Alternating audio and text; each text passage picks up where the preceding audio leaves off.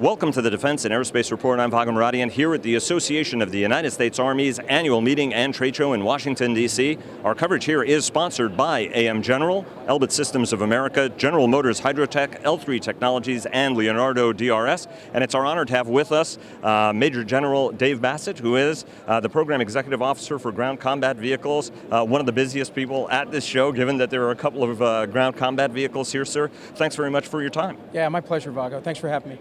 It was great. We saw you at Stryker Lethality Day when you guys really were highlighting the Dragoon version of the Stryker, something that was an urgent requirement. That's going to the 2nd Cavalry Regiment. Those guys are happy about it. We're going to talk to General Hodges also about how happy he is as the originator of that requirement.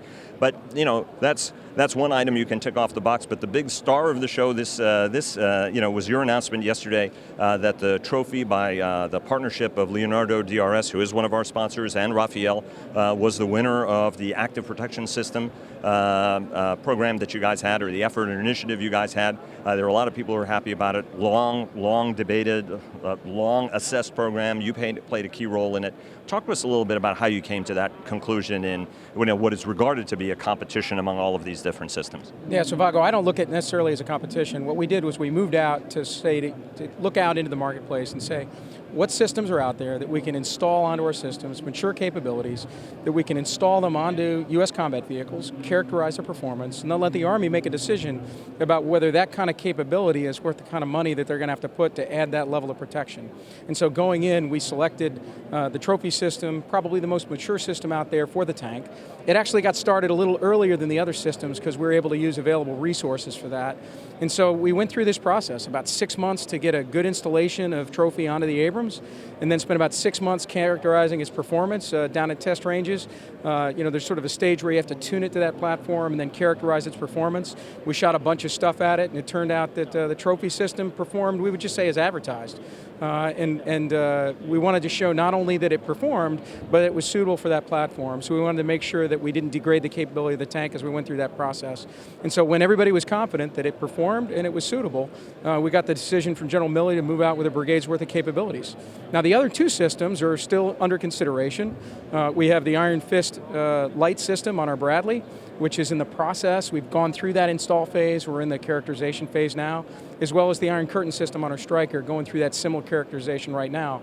A little bit behind it in terms of schedule, maybe 90 days, but we should be at that same point of decision on those systems as well by the end of the calendar year, early next year.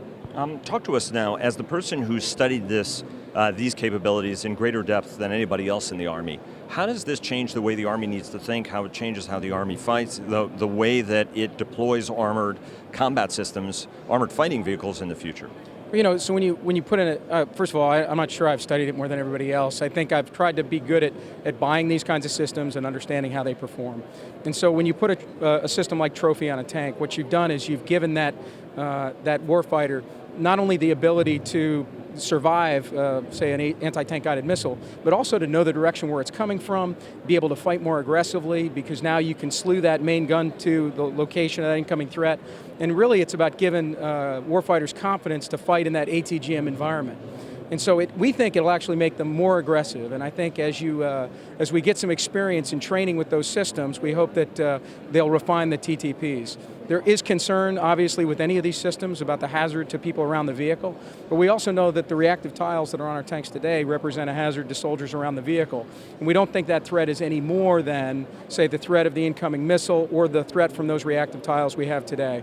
So we're going to make sure that the system only operates when it's truly engaged, because we don't want to put people at risk when there's no threat, but we're confident that it's a big leap forward in protection for those platforms. Let me take you to the next question.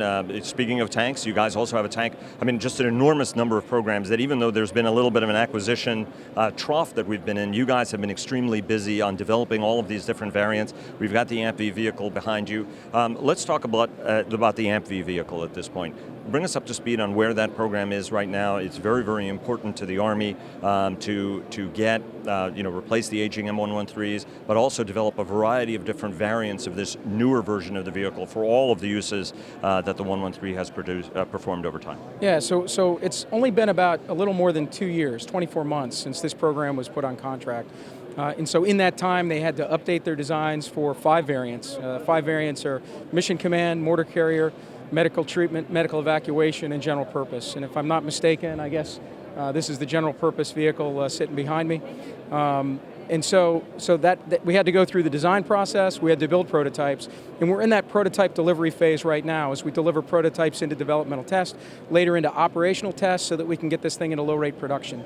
AMPV is, we had to keep it cost effective, and so I think we're right now we remain under budget on this program, and we didn't want to have a requirement that would drive us something that was excessively costly. So we were able to leverage aspects of the existing 113, mission equipment packages come over from the 113, they're able to leverage some elements of a Bradley, and so in fact a 113 and a Bradley are consumed in the production of this vehicle, and it gives us a unit cost on this that's maybe half of what a comparable vehicle is costing some other nations. So we know that we got a lot of them to replace across our formation, and the sooner we can get those out there, the better, to get the aging 113 out of the fleet in our ABCTs. A new tank is one of the things you're working on, but I want to ask you a broader question, right? That's the latest iteration of a known quantity that's been in the inventory now for many decades. Ground Combat Vehicle developed a vast array of technologies. Anybody you talk to here who had a piece of that says, yes, the program did not succeed in fielding a vehicle, but it developed such eye-watering technology and capability that folks are like, look, it's extremely classified. Some of the things that we did and we managed to prove, including on vehicle dynamics, speed, overground terrain, that were stunning. Game-changing, some argue.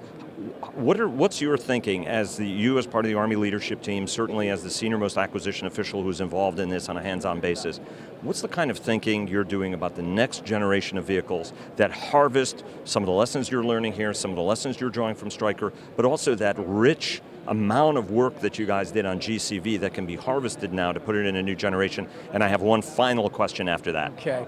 So I think there's a number of technologies that will come out of the GCV investment. Probably the most obvious one is the XM813 gun that's on our Strykers today, right? So that gun, the developmental risk of that gun was burned down dramatically through the GCV program, and so that allowed us to go faster on the Stryker program. And we think that gun could be used elsewhere within the formation if there's sort of a decision to move in that direction. There was a ton of work done on powertrains, both hybrid electric and other modern powertrains, and I think overall there was a lot of learning that went on about how to build vehicles that combined underbody protection and interior space. And so when we think about what we're going to do in a next-gen combat vehicle, I think it starts with this cross-functional team that the chief talked about today at the Eisenhower luncheon that's really going to bring everybody together to see what, when we change 2 big factors, what we can do on these vehicles. That first factor is technology. What's the available technology, both some of the mature technologies that went into GCV and some emerging technologies that are going to be developed and delivered here between now and say 2022. Also then, taking a different view through requirements. And so are there some changes made in the way we've approached this in terms of requirements that'll generate vehicles that are smaller and lighter, and then making sure we understand those trade-offs as we kick off this new program. I think the chief has also made it abundantly clear that we want to make sure that whatever we do next, you can fight it at least teleoperated or autonomously, and that we take advantage of things like artificial intelligence, machine learning. I mean, I think there's some awesome opportunities to take tasks that the soldier is doing today, whether that's in targeting or target identification or even target prosecution, bringing those onto the platform and letting the system help our soldiers fight more effectively while remaining with a soldier in the decision loop. Which is something the Apache community has had for a while. Quick follow-up on that before my last question. Modular design, I mean, you were at DSEI, you saw the Boxer vehicle, for example. The Germans have put a lot of stake in that modular approach. Do you think a modular approach is something that makes sense for heavy combat vehicles in the United States Army in the future? So I'm not going to say that we would commit to a modular design or say that we wouldn't. I know that from a design perspective, there's some trade-offs there. Right. Adds about 1,000 pounds to the weight of your vehicle, gives them the opportunity to trade out mission packages, and I got a great briefing from KMW while I was over there on that vehicle. I think I got it right with KMW. Yeah, I think you're right. And Rheinmetall, I think, is their partner as well. Yeah, roger that. And so I think there are some potential advantages. I think a lot of those changes, though, are done at design time and are not really done routinely in the field. And so I think really for me it's about the capability of that whole integrated package. And you sub-optimize a little bit for that modularity, but it does clearly give you, if you think about the opportunity to modernize, and if you want to modernize sort of turret ring up, turret ring down, down a modular design would really allow you to go that path of really replacing everything from the turret ring up and then everything from the turret ring down with a modular chassis. So it's kind of exciting. And that was next or last question on power. General Motors Hydrotech is one of our sponsors, but if you look at their brief and what General Motors, the direction they're going in is to go all electric and be very, very heavy in the fuel cell side of the equation. That solves one of the power generation issues about power, because ultimately the power is what drives the Army, whether it's for off-board power or anything else.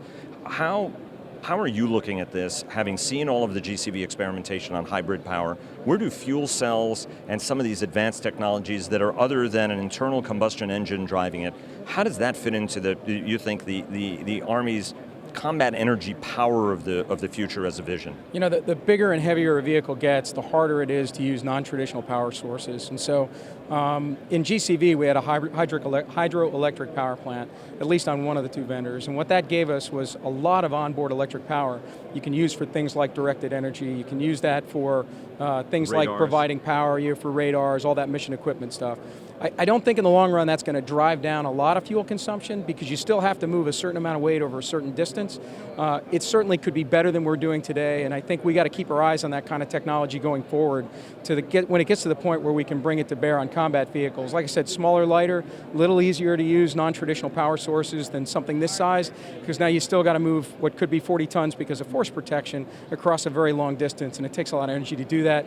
Right now that's fossil fuels, but we recognize in the future it may not be. And you're looking for the commercial industry to get up that cycle, to reduce the cost before you're adopting it as the military customer. Yeah, we'll certainly explore it, and I know BA Systems, that was working with the hybrid power source on GCV, also does that for, say, school buses and other things, and so I think there's some synergy that can happen between the commercial industry and the defense industry, and we want to be leading edge, we don't always want to be bleeding edge. General Bassett, thanks so much, we really appreciate it. Best of luck on the show, sir. Thanks, appreciate it.